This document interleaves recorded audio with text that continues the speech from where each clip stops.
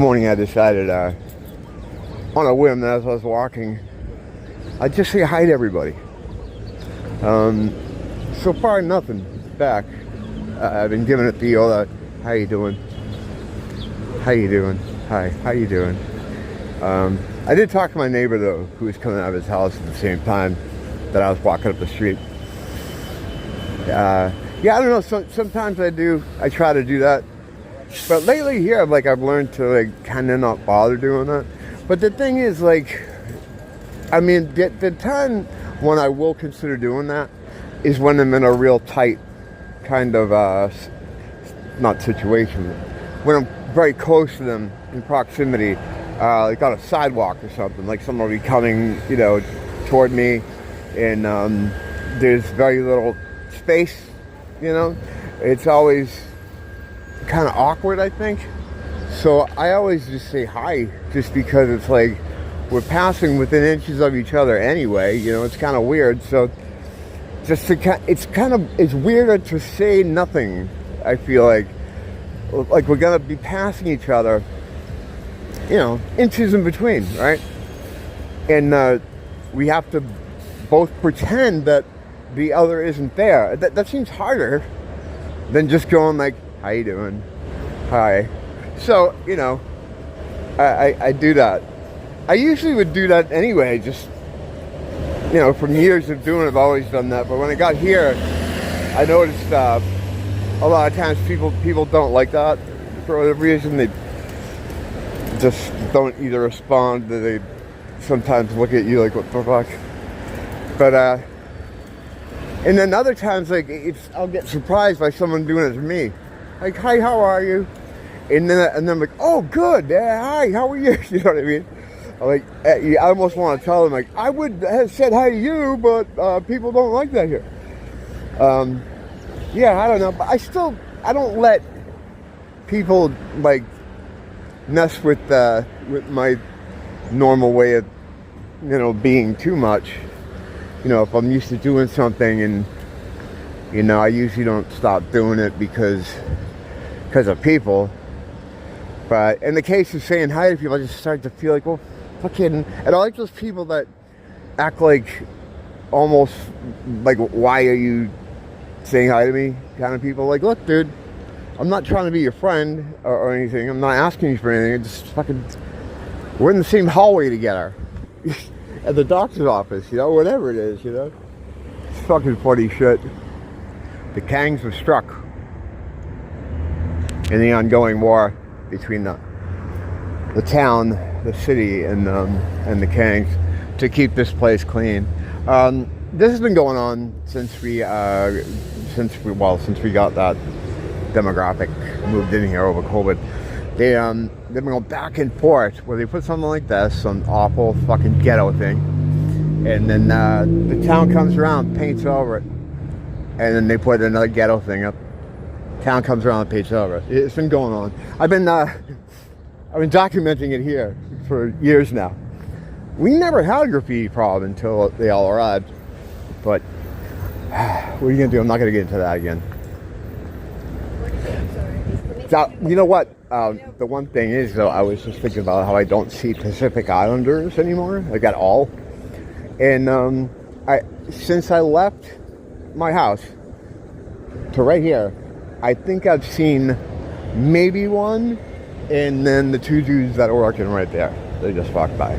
They put Pacific Islanders to work at these hotels, so it makes you think you're in Hawaii. But yeah, I saw a maybe. Because it was that specific demographic that was traded for the new demographic. And that was done through a complex situation that I described here before. Again, I'm not going to go into it, but basically they starved the population out with COVID relief funds. They didn't give them out. Some people waited up to a year. I'm still missing my last payment. Whatever, and it forced people off the island. Just doing it quick, I guess, because someone hasn't heard before. I want them to know what I'm talking about. And they forced a lot of people to move. And the people that were hit the hardest were Pacific Islanders, people that had lived here their whole lives and didn't really have a lot of money, just working class people. They got moved out. So many buildings were empty. And in their place just came Africans. Their place smelled Africans. Some from Haiti, some from Africa, the continent of Africa. A lot from the mainland. And the problem is, as I said many times, no doctors and lawyers. They're all people that were already on the dole, because that's how they got them here. Like, we'll give you more money. We're going to move you to Hawaii. So, that's kind of what happened. So that's where we're, that's where we're at. But what are you going to do? So so you don't see Pacific Islanders anymore. And it's rare to run into them, even just a couple Samoan dudes or something. You just don't see them around anymore. Is that Cheeto? I don't know, maybe. Cheeto? Hi! Is that Cheeto? Hi! How you doing? Good, how are you? Hang on a second.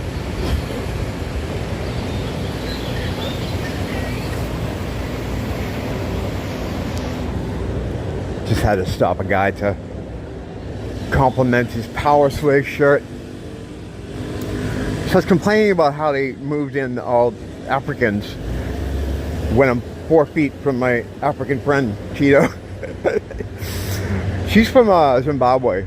It's funny, she showed up in some of my videos lately just by seeing her out. It's a small neighborhood. But yeah, she's come in clutch quite a few times for me here. She's probably one of the best friends I have that I see here on the island, that I talk to, person to person. But yeah, she moved here right before COVID, her and her brother. And she was living she's from Zimbabwe, but she was living in Philly. And she moved here 2019, something like that. But she's a very hardcore Christian, really cool. Every day she sends me text me something from the Bible, like a quote or a Bible story or something. She sends one to Nia too. Really cool. She when my house had a problem with the plumbing, was down for almost a week. We stayed at her house. Her house is real nice, yeah. Fucking huge. I didn't want to move back into my place. But yeah, that's funny. That's called Carl would freak out over that one. That's quite a synchronicity, But yeah. So anyway, why did I even get into that? Because I was going to talk about. Oh yeah, Islanders, Pacific Islanders. I forgot to look from Ross to here, but I'm going to look now. We're going to count Pacific Islanders together. I have done this counting thing in the neighborhood before. It's probably something you'd only see from a schizo like myself. I don't know how many other people go around counting certain people, the demographic in the neighborhood. But now again, the island, Waikiki isn't really a place where a lot of regular Hawaiian Pacific Islander people visit, except to work. Like I was saying, those two guys that were at that place over there were definitely island guys, because they like to have the island guys working, because then it makes you think you're in Hawaii, even though this has nothing to do with Hawaii anymore down here. If you just look at pictures of this place from the 70s, it looks like Hawaii. There's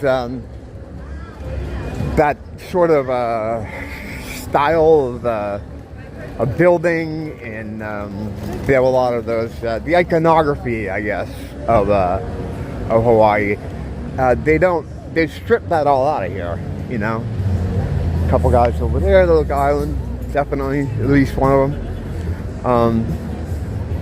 But yeah, they made it more and more like, any city USA, up to including those other people here, to make it like every city USA. When never did we ever have people like that here from that demographic. It's very rare you'd see someone from there. Very rare. I'm not going to tell my Willy Wonka example again. But yeah, it was a big deal when you see one. So it's really noticeable, you know. And I've talked to more people about it. People are more open to talking about it now. When it was not something anyone would bring up even a couple years ago, it was like my neighbors would sometimes be like, hey, you notice, but no one would openly talk about it. As the problems increased, the 80% jump in homicide, but almost 50% jump in violent crimes, rapes, mugging, shit like that. I feel like I'm fucking playing that record again. I talked about this so many times. But the thing is, like, I can't discuss something else without giving context about it here. So I apologize to the people that have heard this a million times. But, yeah, I don't even know what the point of what I was doing. Why did I have to tell this story? I said that too. I'm like, I'm not going to go into this thing again. Oh, because I was telling Islanders. Yeah, I haven't seen really any yet, except for, again, guys working at the place over there.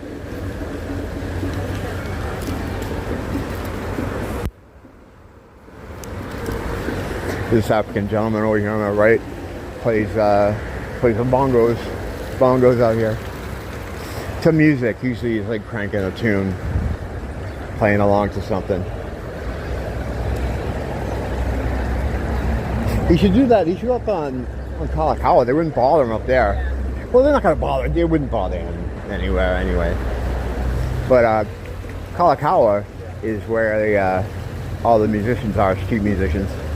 And machine gun battles also go on there now. So, I mean, maybe it's not the best place to be.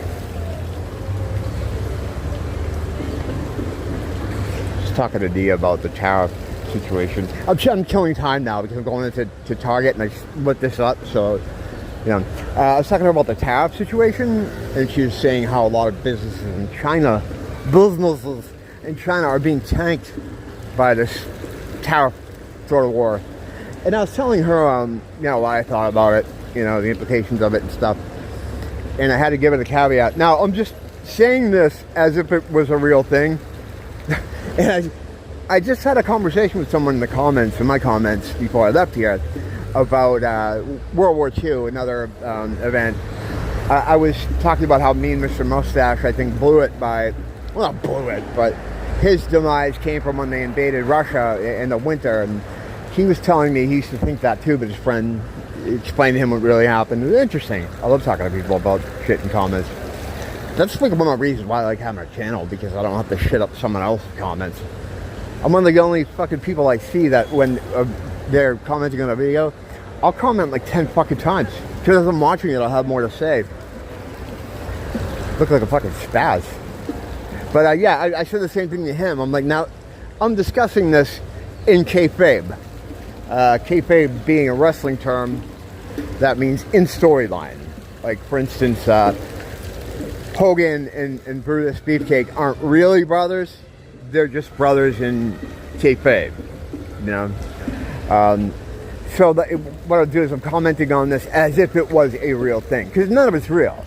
None of that, like any historical sort of flashpoint, any major world event, it's all. Let me just walk a little bit more, because it's all bullshit. None of it's real. Countries aren't mad at each other. They're all on the same fucking page. These things are done for us, for the slaves. It's just a part of a show, for us to talk about and think about, and crams up our news feed. Anything they can do to keep you from realizing what you are and where you are and your inherent power. Because if too many people figure that shit out, their free ride ends. The ones the people at the top, the fucking, whatever you call them, elites, fucking Illuminati, whatever you want to fucking call them, lizard people, Jews, whatever. They only live the way they do because they're using our power to do it. They're sucking up our life force, our loosh, as the Gnostics would say. That's how they do it. And they can't use high vibrational emotions or high vibrational loosh. I don't even know if it's called loosh at that point.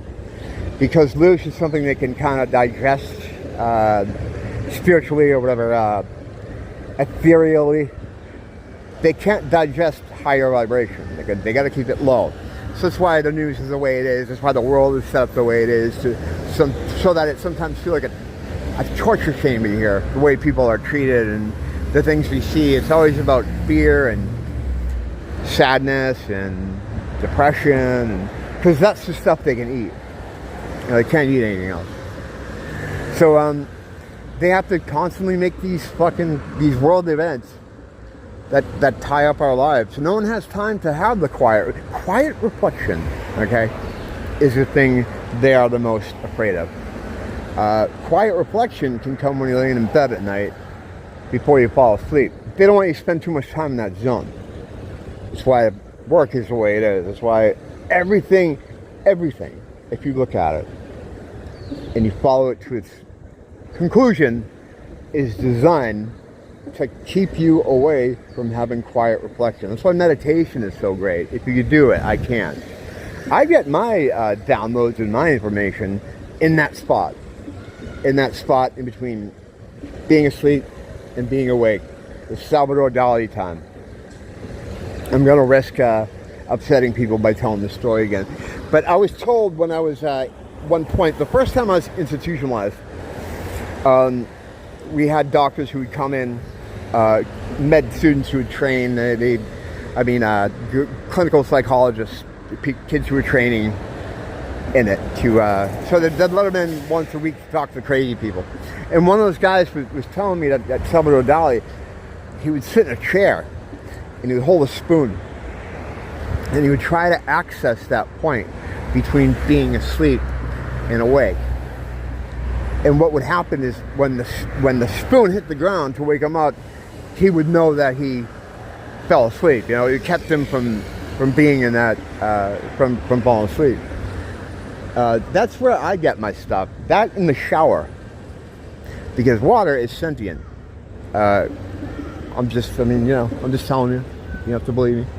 It's a living thing, and you can get messages through the water. The water talks to you.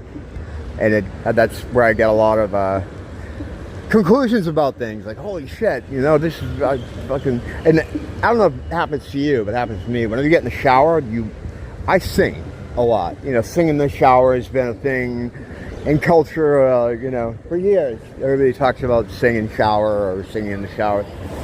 It causes you to do that. The water causes you to do that. The water is alive. When they have these things, like, I don't know if you've ever seen the plant test where, like, we took these plants and put them in this greenhouse and we're really nice to them and said sweet things to them. Then we took these plants and put them in another greenhouse and we played death metal music and yelled at them all week. And then you look and they'll show you that the ones they were nice to have grown nicely. Like everything, the buds sprout and like all this, and they're growing. The ones they were mean to are like dead, or they're on their way to being dead. It kills them. It's not the plant, because people are like, oh, see, plants are alive. No, the plants may be alive, but they're not the reason that happens. So the reason that happens is the water. The water has a higher sentience than the plants. The water's more alive than the trees. Trees, in my opinion, they're almost like a hive mind type of thing. Because even if you see the way they grow, like they'll grow their roots to try to help each other out. Like if one's not getting enough water, they'll like kind of move their roots around so that they can get water. Where water it's just a living thing. It has sentience, and so through the water. I mean, if you look at stories throughout the years too, there's a lot of stories about how someone in the lake or someone gets knowledge from the water. Whatever it is, whatever old fucking story. You've seen that trope many times. Again, it's not that the lake is magic. The water is alive.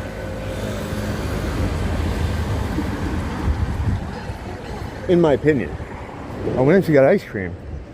And the ice cream, the whole freezer has been empty since this morning.